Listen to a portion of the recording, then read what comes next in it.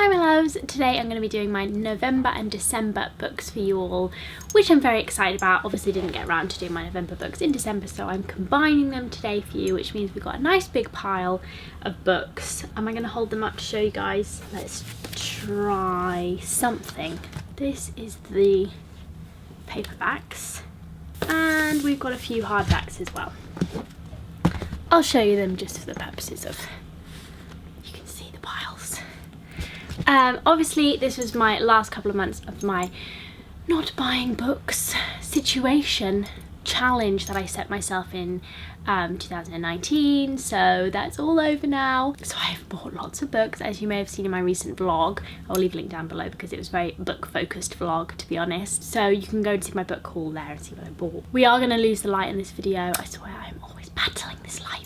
Had a bit of a late lunch today and I was going to film after lunch anyway. That's why I'm sitting slightly off to the side, because I'm trying to catch the natural light from the window on my face. Thought we'd sit in front of the books again because I thought I looked cute last time. But yeah, so that's why I'm sat slightly off centre. It's arty, guys, it's arty. Also, I put some oil in my hair at the ends of my hair today. I washed it, put some oil in the ends of my hair, and I think it's made my hair just look greasy. So I clearly put too much in. I just want it to be a bit shiny at the ends, but I don't know if it's worked. Okay, on to book club pick for next month, i.e. January's book club pick. I put it on my Instagram. If you want to see these things in advance of YouTube, I feel like YouTube is my slowest format, and Instagram's slightly quicker. Follow my Instagram, because on my stories and stuff I'll tell you about book club picks a bit earlier than I do on here, but I will try and get that video up for you before I go away. I'm going away in the middle of February, so it'll be about mid-February that I put this video up, that I put my January books video up, so you have until then to read this book. So I picked Educated by Tara Westover, which is actually a memoir. I don't think I've ever picked a memoir for book club. I don't tend to read a lot of them unless like everyone's reading them, and you know, it's kind of like a, well, this one is an international bestseller, so that's how I heard of it and why I am reading it in January. I will just read you the back because I feel like when I try and explain it I don't get it quite right. So Tara Westover and her family grew up preparing for the end of days, but according to the government she didn't exist. She hadn't been registered for a birth certificate, she had no school records because she'd never set foot in a classroom, and no medical records because her father didn't believe in hospitals. As she grew older, her father became more radical and her brother more violent. At 16, Tara knew she had to leave home. In doing so, she discovered the transformative power of education and the price she had to pay for it. So it's book club pick. I'm very excited to read it. As soon as I put it on my stories, I had lots of messages from you guys saying that you had read it and loved it, or were excited to read it, so that's good. If you have any thoughts about book club picks, what you'd like me to pick more of, less of, let me know. I try and pick books that are going to be accessible to most people and easy to buy and consume. You know, I would like to sometimes do like super new books that have just come out, but also, you know, hardbacks are expensive, or books in general are obviously not cheap, but let me know what you'd like. But I can do newer books if you guys would like to have more of that in the book club, or you'd like more classics, or let me know what you'd like to do. And also let me know your reading goals for 2020. I want to read about them. I'm going to write a blog post of my top 20 books of 2019 and talk about my reading challenge a little bit, but I can also do that in video form, so if you'd like me to do that, let me know. Anyway, that's all the admin. Sorry that took me ages to get through all that admin. So the last book club pick I did was Jane Smiley's Good Faith, and I picked this because I love Jane Smiley. I'm going to talk about her a little bit more with another book of hers that I read in November. But this is Good Faith. This is the kind of book that I really shouldn't have liked. It's about a real estate agent somewhere near-ish New York, on that side of the US, but somewhere relatively rural. And it's about him, and suddenly this new guy comes to town with all these big ideas. He wants to develop one of the old estates in the area into kind of like a golf club and like clubhouse situation, and he kind of ropes the protagonist into this, the real estate agent.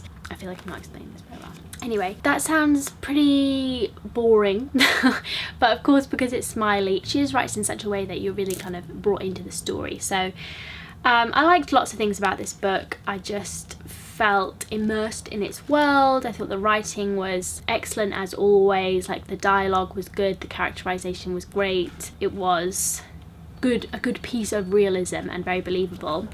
Oh my God. What? Zach just called me into the other room to look at some footage from the vlog, and it was a man from MasterChef who we didn't see.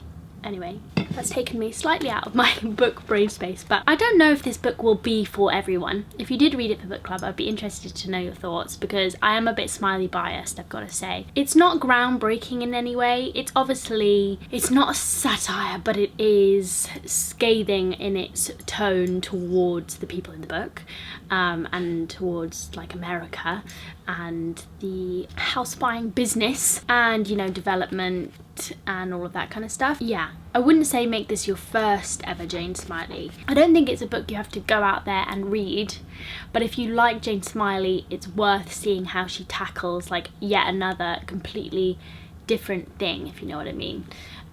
So I found it interesting in that respect, but I'm not sure it would be for everyone, because it's a relatively long book. It's just 460 pages.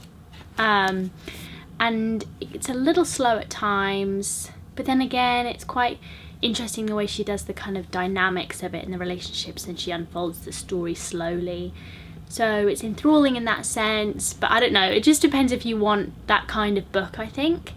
And I'm not sure for like day-to-day readers it would be like the first thing I would recommend you go out and read, but I enjoyed it anyway. And it proves to me that Smiley is capable of doing lots of different types of things, and I'm going to continue on with my Jane Smiley obsession and read probably the rest of her books soon, because I love her. So yes, that was good faith. Right, we're gonna go through the rest of these books, trying to remember what order I read them in. I think we're starting with The Greenlanders, so that's another Smiley book. Okay, I'm obsessed with this book. It is now one of my favourite books, and I absolutely love it. I feel like it's an absolute underrated classic of American literature, this book, and yeah, I couldn't stop thinking about it after I'd finished it. But anyway, it is in the style of an Icelandic or Norse saga. It's written in that kind of style. So sagas are quite old, and they derive originally from oral storytelling, so there's a formula to them. It's kind of formal in style, it's somewhat repetitive. I don't know if this actually resembles an Icelandic or Norse saga, by the way, because obviously I haven't read one, but it does feel like it should or would. It feels believably like one. It's kind of removed slightly emotionally, just because it's obviously just supposed to be almost like documenting what's happening, as opposed to going into this. It's not like 19th century realism. It's not going to go into the psychological depths of the characters. It is about a family who live in Greenland, but they are settlers. They are native to Greenland, and it's set in, during the 1300s, kind of the middle of the 1300s, so a long time ago. And basically there were Norse settlers in Greenland around this time, and they eventually had to leave Greenland because of the really harsh conditions.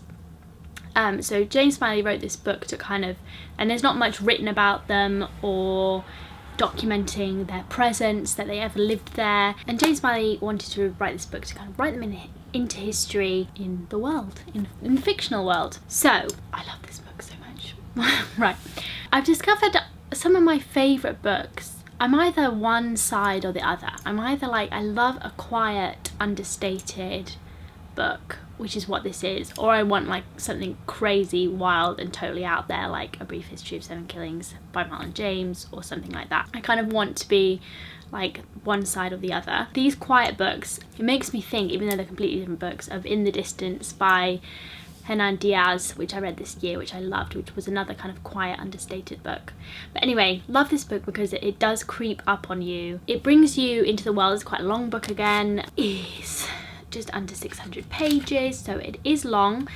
And because, like I said, it is a little bit repetitive, you are going to go on a lot of seal hunting.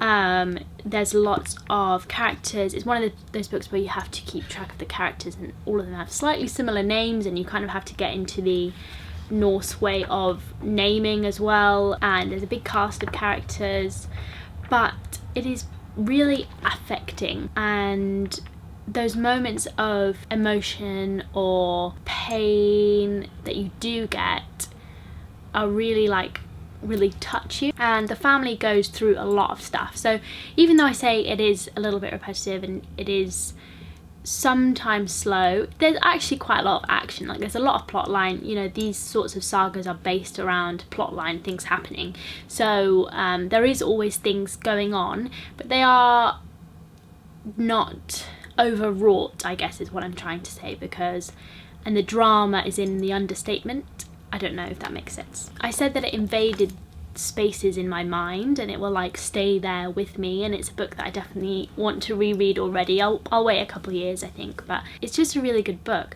But then again, like I said before, it's not going to be for every reader. You kind of have to get into the style of it, allow it to kind of wash over you a little bit, and it's a subtle book, but it's extremely masterful. So yeah, crazy, complete, again, really different to 1,000 Acres, really different to Moo, really different to Good Faith in style. Yeah, I love it. Love it. I actually had a really good reading month in November, just remembering and reflecting.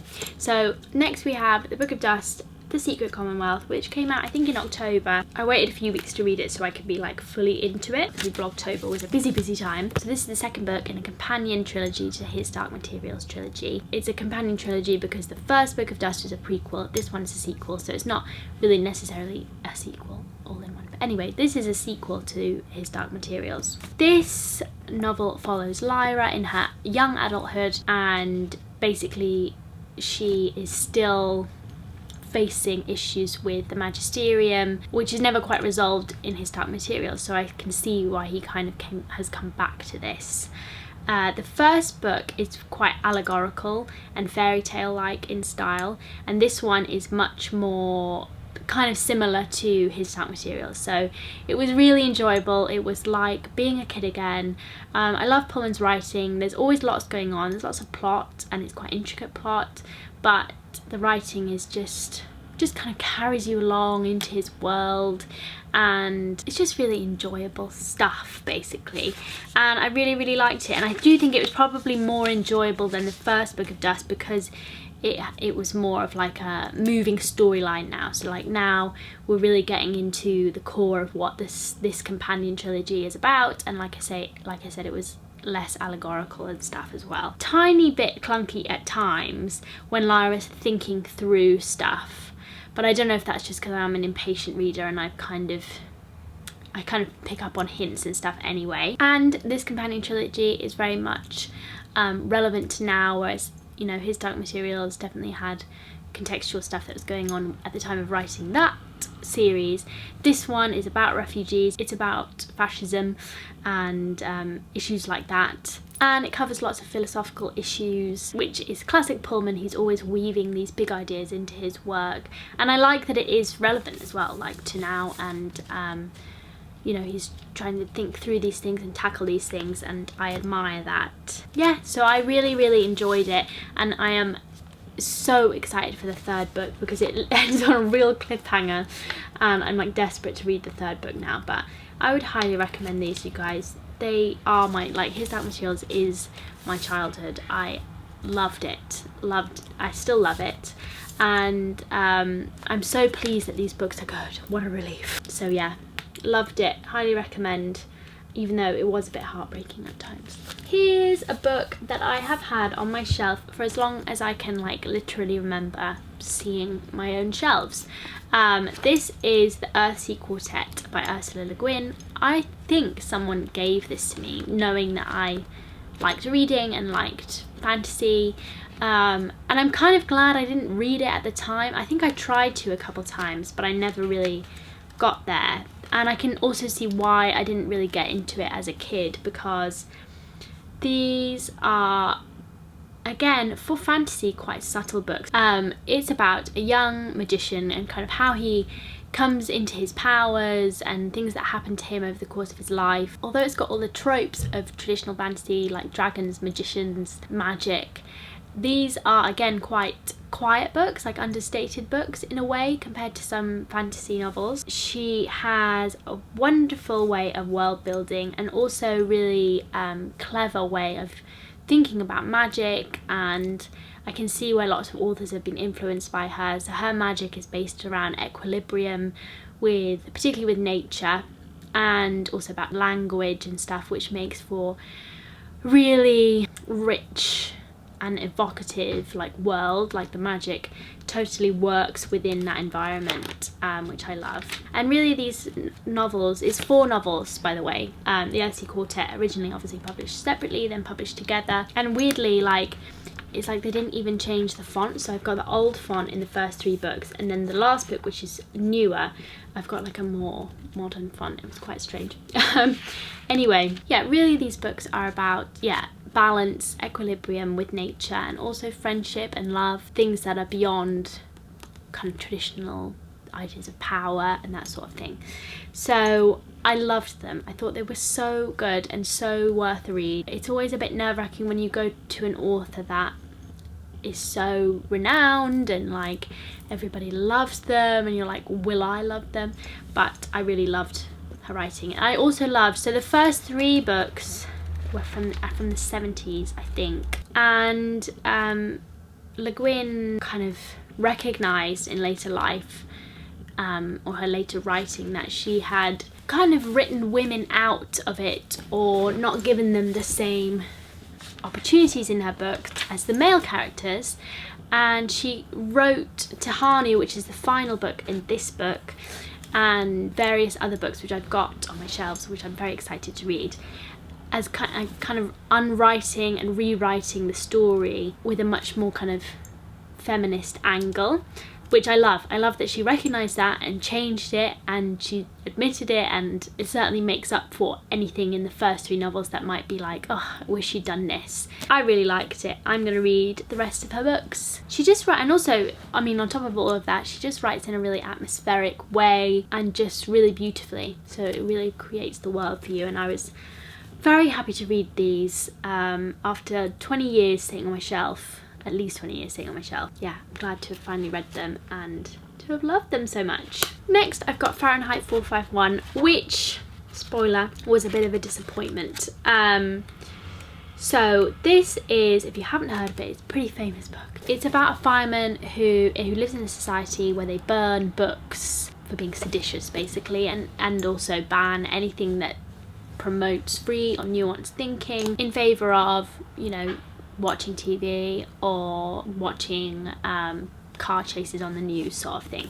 So it's that sort of book looking at a post-literature future, which thankfully has not come true. This was published again in the 70s, and thankfully we're all reading lots of books still. But yeah, I just found it to be a bit of a disappointment. So it just felt a little bit shallow for me, and I read the little kind of introduction thing, and it did say that it had been kind of born out of various dystopian stories, short stories that all kind of became stuck together and made this book. And it just feels like it's a thought experiment of what would happen if we had a fireman who had to burn loads of books, who had a kind of revelation, and what would a post-literate world look like. And it kind of felt like a thought experiment that had been expanded a little bit too much, so it didn't really have the depth that a novel would have typically that might explore something like this. It felt a bit clunky and just a bit, yeah, hollow is really my conclusion on that.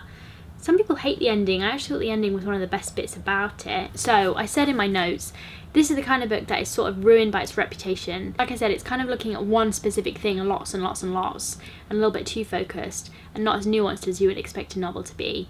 And perhaps in 2019, not as profound as it might once have been. And obviously at the time it was speaking to concerns about mass media and the way we consume things like TV and stuff. So at the time it would have been probably a little bit more profound. Now, you know, we're still reading things. It doesn't quite have the same effect, I guess. I said it was ripe for a good English essay, but it has little heart. I can see why people analyse this all the time. Yeah, has a little heart. That's fine because it's dystopian and Orwellian, but maybe just not for me. Yeah, just doesn't make it as enjoyable as other books, I think. Yeah, I said it was a bit old-fashioned with regards to attitudes about media, because you just have to have a more nuanced approach, I think. And I did think the writing was a little bit clunky. So that's Fahrenheit 451. Sadly, did not love it. These things happen. I guess it's an important part of literary history, so I'm glad I read it for that reason. Then I read The World Goes On by, shall I just guess this or shall I Google it? I would guess that this is said, it's a Hungarian author. I would guess that this was read László Krasznahorkai. Now, if I'm wrong, I'm really, really sorry. So this is a book of short stories. It was shortlisted for the Man Booker International Prize in 2018 because it's obviously translated fiction. I was a little bit daunted going into this because I suddenly read some stuff about the author, and it said that he is difficult to read and he writes really long sentences, and I was like, oh no, what have I done? So this is just one of those books that I didn't get, and some people will get it and I didn't get it. It was too, I don't even think pretentious, because I read a lot of what would be considered pretentious stuff and I really enjoy it. And this one I just couldn't love it. Well, I just couldn't even like it, to be honest. I feel like, and I wasn't close reading these, so you know, I don't have to write essays anymore, or not at the moment anyway, so I'm not close reading these books, so it's possible that with a bit of close reading this might kind of come to life for me. But I found that it was all style, no substance with these. So I feel like the basis of the stories, like the philosophical or ideological basis for the stories, was just not really as deep as he kind of thought it was.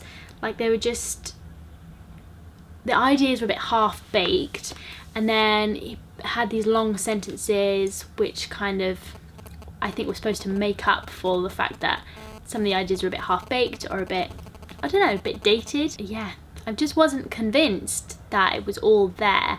And also there was a couple short stories mixed in there that didn't have these long run-on sentences, including one that I actually really liked, which was called One Time on 381, where basically I can't remember, I think just a manual labourer working kind of in the hot sun, long shifts, walks off his shift, goes down the highway, walks down the highway and finds this gorgeous old abandoned house.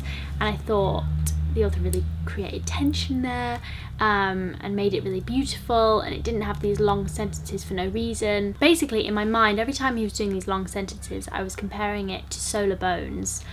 It's called Solar Bones, isn't it? By Mike McCormack? I might have got that wrong. Which I expected to hate because it's one long sentence, novel made up of one long sentence.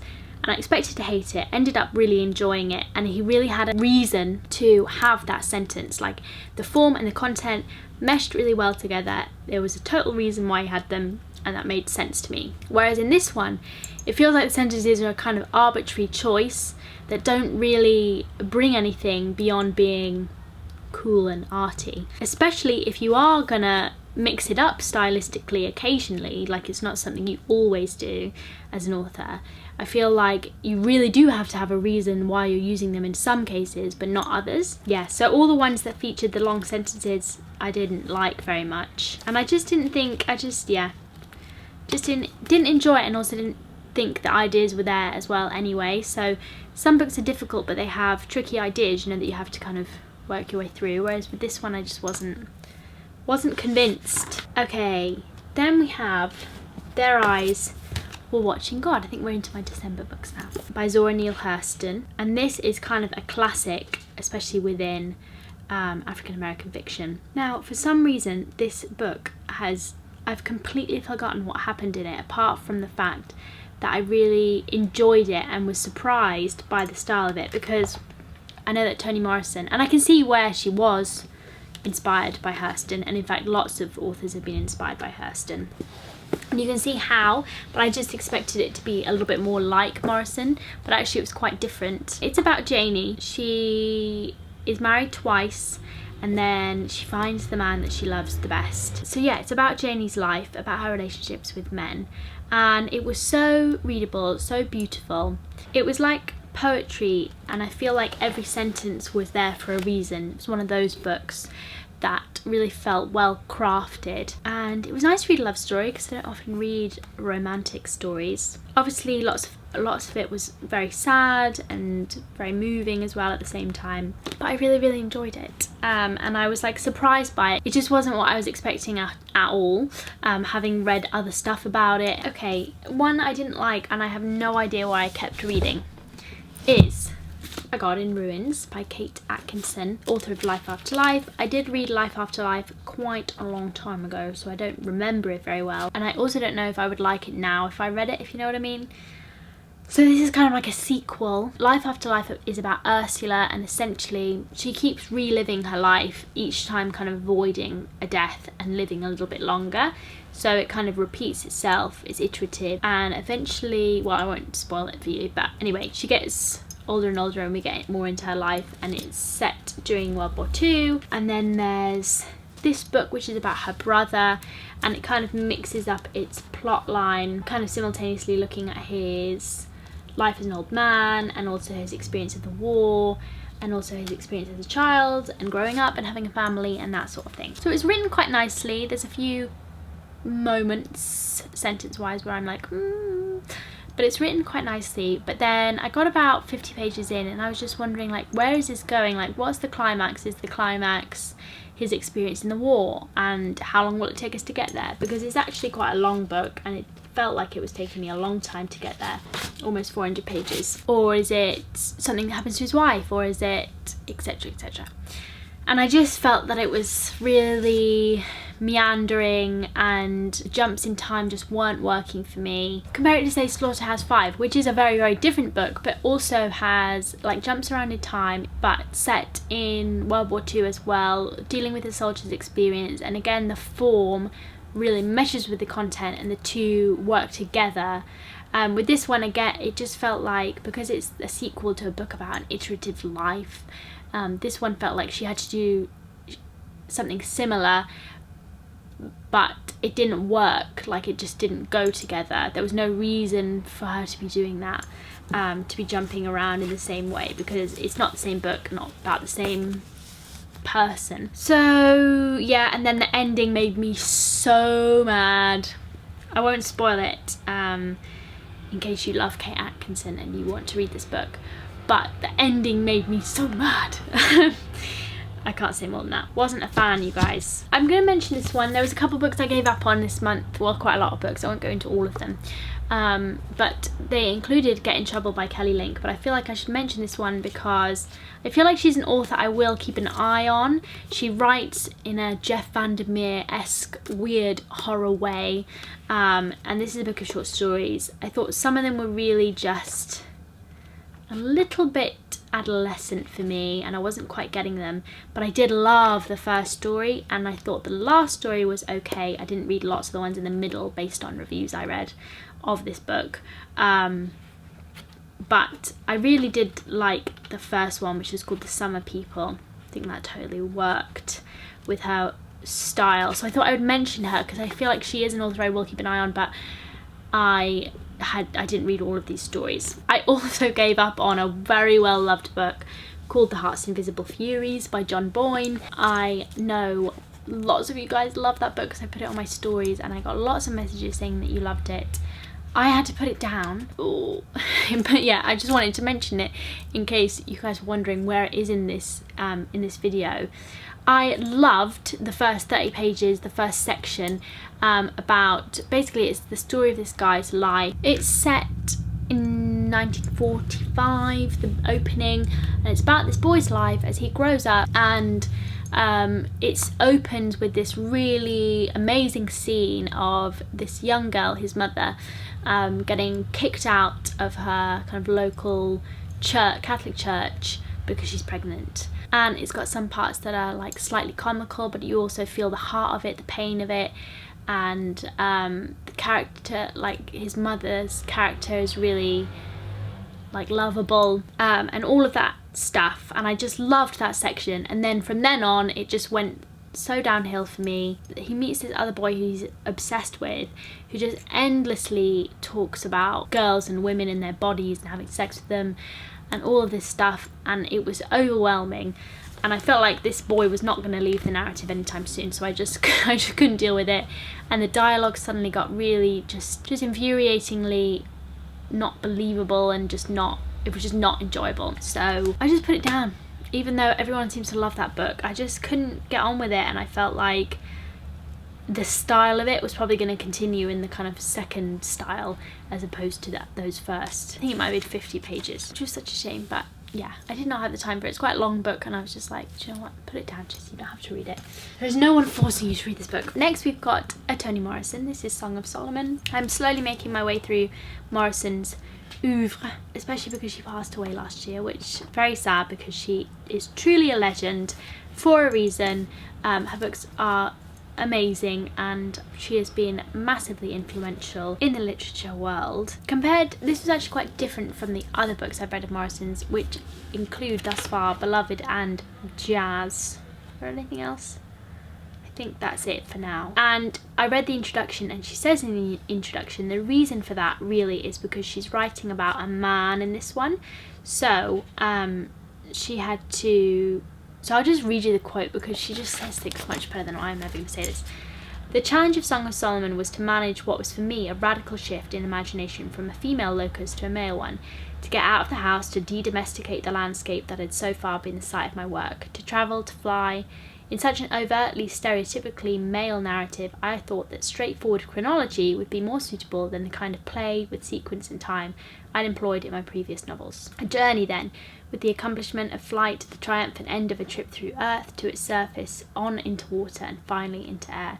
All very saga-like, old-school heroic, but with other meanings. First of all, there's very few authors out there that I read the introductions of their books because I just want to get into the meat of the book. But with Morrison, it is always worth it because everything she writes is amazing, even the introductions to her books. Yes, so this one is a lot more chronological and sequential, like she just said, and therefore in lots of ways it does feel more traditional and more accessible than the other books that I've read of hers. If you're looking to get into Morrison but you don't really know where to start, this might be a place to start, although I also think because it is not traditional for her to write that kind of male narrative, maybe you want to start somewhere else. But I do think it is a little bit more accessible for that reason, and a little bit more just recognisable, I guess.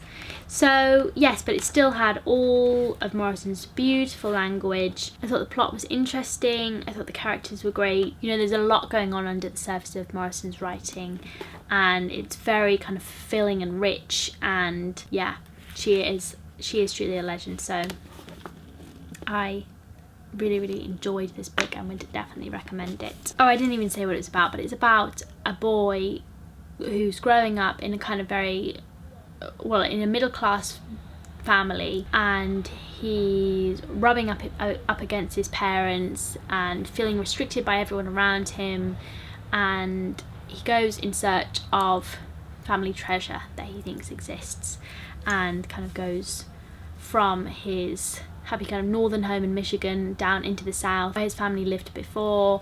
And yeah, there's lots going on there with naming and music and kind of misogyny and attitudes towards it. Yeah, there's lots going on. Truly a great coming of age novel as well. Next we have The Wind Up Bird Chronicle, which made me really sad because I wanted to love this book so much, and the first couple hundred pages I was like really into it, and then it really let itself down for me in its attitude and presentation of women, and I ended up, like, I first off started reading it and thinking, oh my god, this is gonna be like a 5-star read, I'm loving this, and then ended up taking it all the way down to a 3-star because I just couldn't get on board with the way women were kind of seen in the novel. Now, Murakami has a very specific style. It's kind of weird and wonderful. Yeah, quite absurd. I don't know how to describe it. Someone described it better than me.